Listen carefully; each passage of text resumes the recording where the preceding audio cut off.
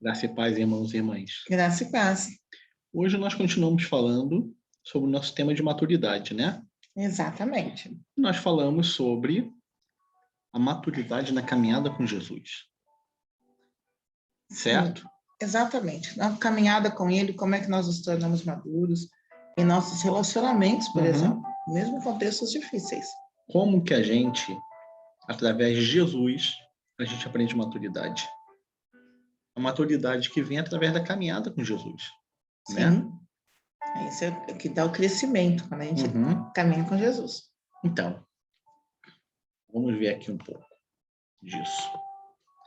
Esse estudo é baseado na revista da Escola Dominical, certo? A revista Em Marcha, da editora Angular. Ok? Bom, e agora a gente fala sobre a importância da maturidade, né? Será que a maturidade realmente é importante? Né? A gente já discutiu isso antes e sabe que é importante, e aí a gente vai ver alguns outros aspectos dela. Aqui, deixa eu reduzir aqui para a gente conseguir enxergar bem o texto bíblico, né? Aqui a gente fala de modelo de relacionamento que a gente aprende na caminhada com Jesus. E para isso nós vamos ler a carta de Pedro. Sim. A primeira carta de Pedro, que diz... Capítulo 2, versículos 21 e 22. Porque para isto mesmo vocês foram chamados, pois também Cristo sofreu no lugar de vocês, deixando exemplo para que vocês sigam os seus passos. Ele não cometeu pecado, nem foi encontrado engano em sua boca. Né? Isso. Esse é o texto. Então, o que a gente tem aqui? Vamos ver o contexto? Nesse contexto, né? Essa carta de Pedro é uma carta curtinha, e ela não é enviada para uma igreja específica, mas para as igrejas na dispersão. Como assim? Então, ele fala, olha, é para aqueles que estão dispersos. Por quê? Houve uma perseguição grande naquele período, e a igreja se espalhou em pequenos grupos. E Pedro, ele estava agora cuidando de uma igreja que estava espalhada em muitos lugares da Ásia e um pedacinho da Europa. Comunidades pequenas. E ele escreve uma carta para circular entre elas, porque elas eram parte de uma igreja originalmente que se espalhou em várias. Mas espalhou por quê? Porque havia perseguição muito forte do Império Romano em relação a eles. Então, e eles se tornaram exilados. Pois é, esse povo tinha essa característica. Eles eram exilados. Pessoas perseguidas, geralmente, são pessoas também pobres, que ou já eram pobres ou empobrecem em razão da perseguição. Sim. Perseguidos, estrangeiros, forasteiros, né? Aqui a gente tem uma diferença interessante que havia naquela época entre estrangeiro e forasteiro. Vamos ver? Os estrangeiros, eles não tinham todos os direitos civis, eles não eram cidadãos daquele lugar, mas podiam morar naquele lugar, né? Residir e trabalhar. Tinha muito dever, pagava imposto e tudo, mas não tinha cidadania. E assim, eles acabavam ficando muito pobres, né? Pagavam muito imposto, tinham pouquíssimos direitos, eles eram muito empobrecidos. Sim. Mas tinha uma categoria... Ser estrangeiro é ruim, não é muito bom, mas ser forasteiro é pior, né? Havia uma categoria que era inferior, que é essa que o Alessandro acabou de falar, forasteiros. Sem documentação, clandestinos, sem direito de residências. Eles não eram autorizados a estar basicamente, praticamente um refugiado, né? Eram refugiados, mas eram refugiados ilegais. Eles não tinham direito de estar ali, mas eles não tinham mais como voltar para o lugar de onde vieram. A perseguição era intensa. Então, é neste contexto, né, que a gente tem a carta que Pedro envia. Bom, esse é o contexto da carta de Pedro, né? Sim. Mas Pedro fala na sua carta, a questão é como se relacionar no meio de tudo isso, né?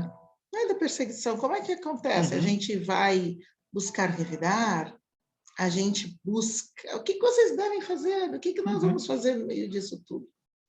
E a gente está falando de perseguição de verdade, tá? Sim.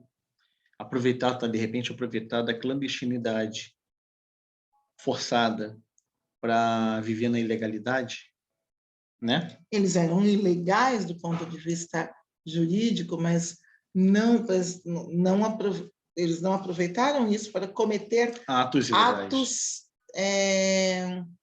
Criminosos, né? criminosos. Uhum. Vamos ver.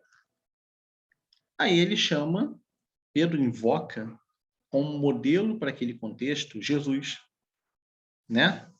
Sim, Jesus é um modelo que ele vai falar para ele seguir. E Jesus tem um modelo de relacionamento que envolve respeito, valorização e compaixão para uma diversidade Sim. de pessoas. Por quê? Porque Jesus falava com a multidão. E é muito lindo a gente ver, por exemplo, que Jesus olha para a multidão e ele se compadece da Uhum. multidão. Ele cura, ele liberta, alimenta, Mesmo a multidão tendo aquela característica de não se chegar perto de Jesus. E de ser volúvel, né? De uma hora está Sim. com Jesus, outra hora Outra pedindo hora a não sua morte. está, exatamente. A multidão é um povo que está ali ao redor, mas não está dentro. Alguns permanecerão e outros não. Sim. E Jesus sabe disso, mas ele olha com respeito, ele valoriza aquelas pessoas, ele tem compaixão delas. Outro grupo. Já os discípulos não, os discípulos eram de dentro. E mesmo assim, em muitas ocasiões, nós vemos que eles falharam bastante. Uhum. Jesus teve respeito, valorização e compaixão até mesmo para com Judas, que ele sabia que o trairia. Sim. Com Pedro, que ele sabia que o negaria. Negaria, que o Pedro, que ele sabia que o Pedro, apesar do amor, apesar da vontade de andar junto, ia chegar um dia que ele ia pisar na bola bem feio. Mas mesmo assim, Jesus estava ali, pronto para receber Pedro de volta, né? Sim. Mas tinha também os opositores, né? Com os escribas e fariseus, sim.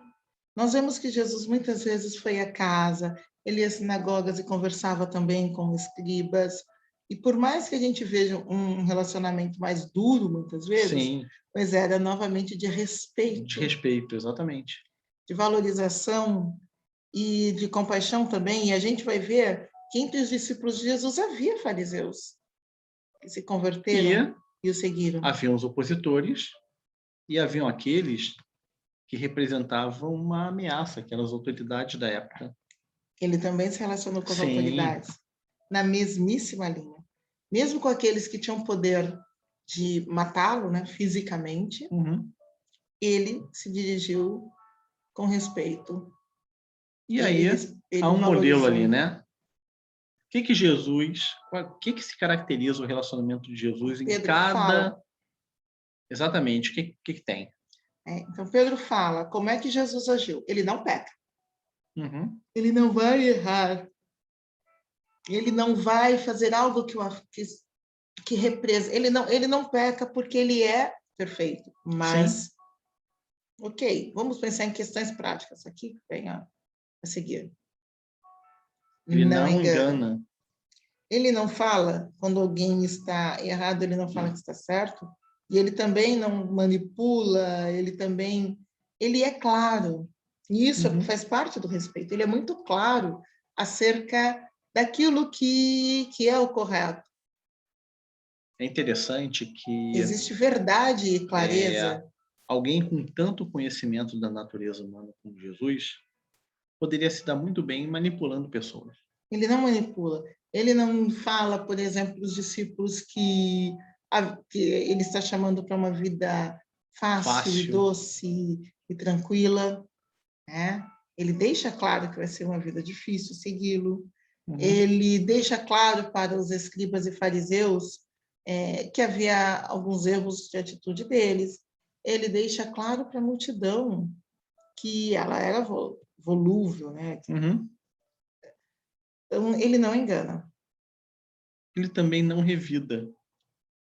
Ele não devolve da mesma moeda quando ele é provocado, nem mesmo quando ele é agredido. Nem mesmo quando ele é condenado. A gente vê inclusive que ele sofre zombaria porque não revida. Uhum. Ah, se fosse filho de Deus, desceria da cruz, faria isso. Ele não revida em nenhuma situação. Definitivamente não podemos chamar Jesus de um cara esquentadinho. De jeito nenhum. Não mesmo. Muito pelo contrário. Ele não ameaça, né?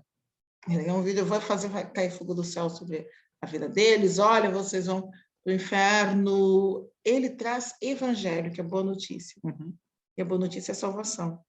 E não a danação. Pois é. Então, quando a gente vê aqui para a nossa reflexão, a primeira pergunta é como nós agimos em contextos difíceis. Sabe, tem horas que a gente se embanana até nos contextos fáceis, que o diga nos difíceis, né? Então, é a pergunta, é sobre... Quando Pedro fala ali, ele fala, olha, o contexto para vocês não está fácil, então procurem sempre tomar o exemplo de Jesus. Que é um exemplo maduro. Uhum. Agora, quais os sinais de maturidade e como tratá-los, né? A gente às vezes quer revidar, começa a ameaçar ou manipula. Isso é imaturidade. Uhum. Olha, o Senhor querendo andar junto. E andar junto do Senhor é andar junto de gente. Uhum. É se relacionar também com as pessoas. E que o Senhor nos abençoe. E que sejamos cada vez mais próximos. Que o modelo do relacionamento de Jesus, que é o relacionamento que traz a gente para perto, traz a gente para andar mais próximo, que este seja o nosso modelo, né? Amém. Que o Senhor nos abençoe e bom domingo a todos. Bom domingo. A gente não orou no começar, vamos orar agora? Sim. Você ora, Obrigada, Valéria. Senhor, por este modelo tão lindo de relacionamento que nós temos. Ajuda-nos a praticá-lo, dos momentos alegres aos momentos difíceis. Em nome de Jesus. Amém. Amém.